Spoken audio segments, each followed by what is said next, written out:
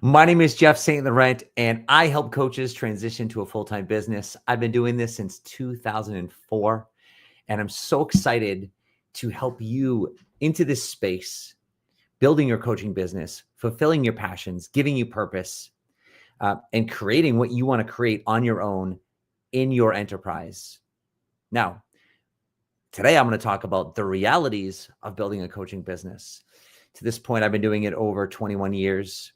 And now that I help coaches transition to a full-time business, I've individually worked with hundreds of coaches in, hundreds of hours, thousands of hours of conversations individually with these students. And when you get into the work, I will tell you, it's not all fun and games, so to speak. It's not all glamorous. It's not all sometimes what it feels to be or portrayed to be by a lot of gurus and experts, et cetera, things like that, creating all these results. It doesn't mean it can't be, and it should be fun, and it is exciting.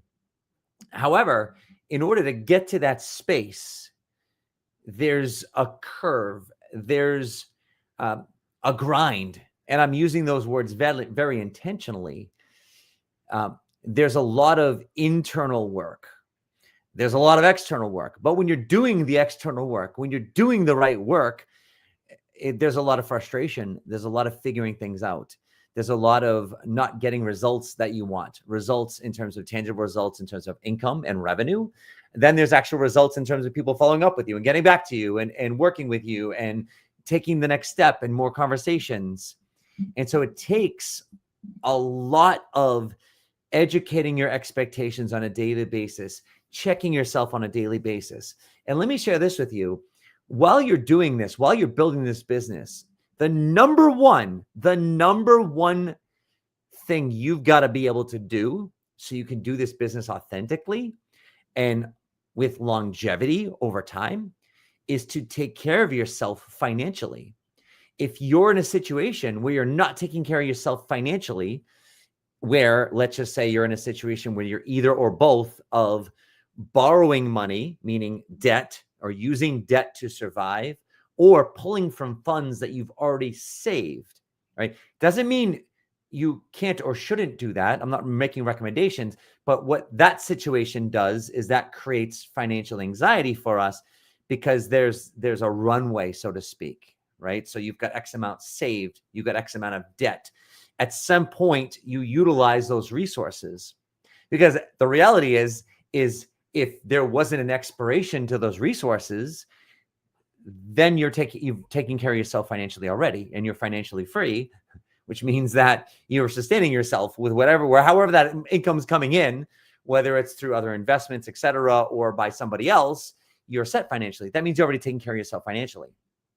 So the reason why that's the number one thing we've got to do in this situation is because that allows us to operate with ease and authenticity, because any conversations I'm having, any reach outs I'm doing, I'm not doing because I need the money to pay whatever. I'm doing it because I'm passionate and I have a message and I want to connect and I want to understand what you're going through. And I have a certain amount of value that I can deliver. And I want to see how maybe with what you're going through, I can help you with what I bring to the table, the value I bring to the table. And that's a very authentic space to be in a space of ease. When I talk to a potential client, I'm not talking to them thinking like, oh my God, I need this person to hire me because I need to pay my mortgage this month or whatever. You operate differently in that space. So when you take care of yourself financially, then you're able to do this business. And then you're able to stay in this for the long run. Because here's the reality. It doesn't matter what results you create. Income-wise, it doesn't matter. It doesn't matter if you had a $1,000 month, a $10,000 a month, or $100,000 a month, or $1 million month.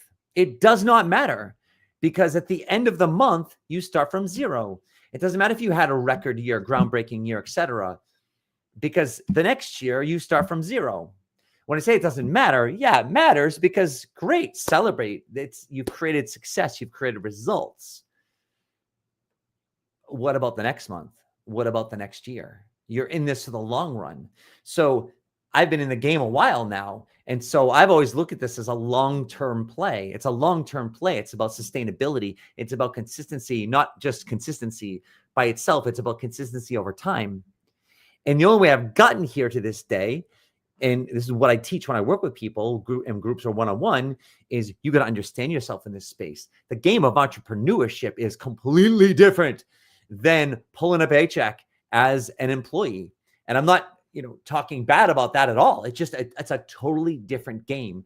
And if you've never played in this game, it's got different rules and it will eat you up. It will destroy you.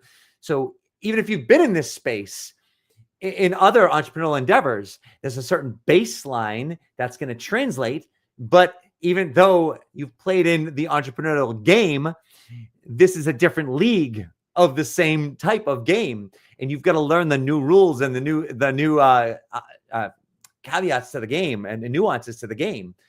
And you've got to learn how you operate in this space. And a lot of people I work with in the beginning, it's understanding how they work in this space. It's a matter of how they find themselves and operate. Never mind learning the rules and how to play that. And when I say the rules, it's not like that's a value of entrepreneurship, right? There's kind of no rules. But for some, that can be really confusing and they can feel very lost because there's no metrics. And I'm working, you work with an engineer, you're working with someone who's come from a strong background with key performance indicators, KPIs, and boundaries and job descriptions. And, you do this, you succeed. You do this, you fail. Here's a win, here's a loss. Everything's well defined. You come into this very ambiguous, amorphous space where it's just like, you've got to kind of create all those metrics. You've got to kind of create your own structure. You got to create your own schedule. No one's here checking up on you. Did you do this? Did you do that? No one cares. It's just you. And so how do you work in that space? Never mind actually do the work. And I'm not here to present this like big arduous mountain of oh my God, you can't do this and this is successful and this is really hard. Not at all. It's how you might be interpreting what I'm saying. What I'm sharing with you is these are the realities of this. This is the learning. This is the growth. And in fact, as an entrepreneur, we don't get paid or we get paid for the value we bring to the market. Therefore, it's imperative that we become more valuable by working on ourselves. We don't get paid a salary. You get paid what the job is worth when you're an employee. It doesn't matter who gets that job. That's what the job pays.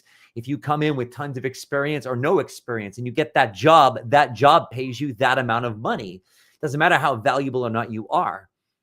As an entrepreneur, we get paid for the value we bring to the market. So we've got to become more valuable. And in fact, all this work that I'm talking about allows us to grow and mature and become more valuable. And that's when we create more success in this space. Stay in, do the time. And going back to what I said is when you can sustain yourself financially, that's when you can stay in this space for a long time. And sometimes that is not that easy to figure out. And so sometimes you got to work a second job or a job still, or you got to do things in parallel, or maybe you do have to borrow, or you have to have someone help you out, right? It doesn't matter how you sustain yourself. Release and detach from pride and what things look like. And you know what I mean? Like, oh, if I have to get a job, that means I'm not successful because I'm doing this entrepreneurial thing and it's not working out where now I have to get a job to sustain myself. Bullshit. Who gives a shit? Like, if that's what you need to do to make this work, then do it. So you can stay in the game longer and you can do this authentically. There's a whole lot more to this, but I wanted to start off with this because this is the crux and the foundation of it all. And while it's simple what we do, the work is simple in the sense of the day-to-day. Might not feel simple right out of the gates, but it's fairly simple. We're connecting with people, we're opening up conversations, and we're taking people through a process. And then we follow up with people, right? I'm trying to simplify this really, really basically. Like it is actually quite simple. It doesn't mean it's easy. And what can be hard is what's happening up here. And what's happening up here is all the stuff that we're pretending and we're making up and telling ourselves from past experiences, et cetera. And so now we're just getting to the point now where I'm just saying, hey, listen, let's stay in the game. Let's take this day to day. Let's take care of ourselves financially, and let's learn and we'll grow. And now you're in the game 1 year, 2 years, 3 years, 5 years, 10 years. Now you've created something. And that's what it's going to take. And even if you created some quick success and some quick income, et cetera, great. You can't rest on that. You can't just be like, well, I just did a $12,000 month. Like, I've made it. No, well, no, that's actually, you haven't made it. If you feel like you've made it, celebrate the heck out of that, but then go at it and then look at it. Like, what did I do to create that month? Because that month, or that income, whatever that was significant for you. Like I said, it could be 1,000, it could be 12,000, it could be 100,000 in a certain time frame. That, if it wasn't a month, let's say, it wasn't because of what you did that month. It was probably what you did in the previous 6, 8, 12 months that led to the culmination of that month. It's really important you start to understand what you did and what you created to get there. If you're in a position where you really want to move this forward, but you still feel stuck, you feel like I need some help, I need some guidance with this, I need someone who's been in this space to guide me and tweak what I'm doing, someone to bounce things off of, help me with the conversations, etc. Consider hiring me as your mentor coach to help you. You can just scan your phone and that QR code. If you're on your phone, you could just go to sellingcoaching.com and go to the bottom of the Work With Me page, fill that form out. We can create a relaxed conversation as I follow up with you, and we can decide where to go from there.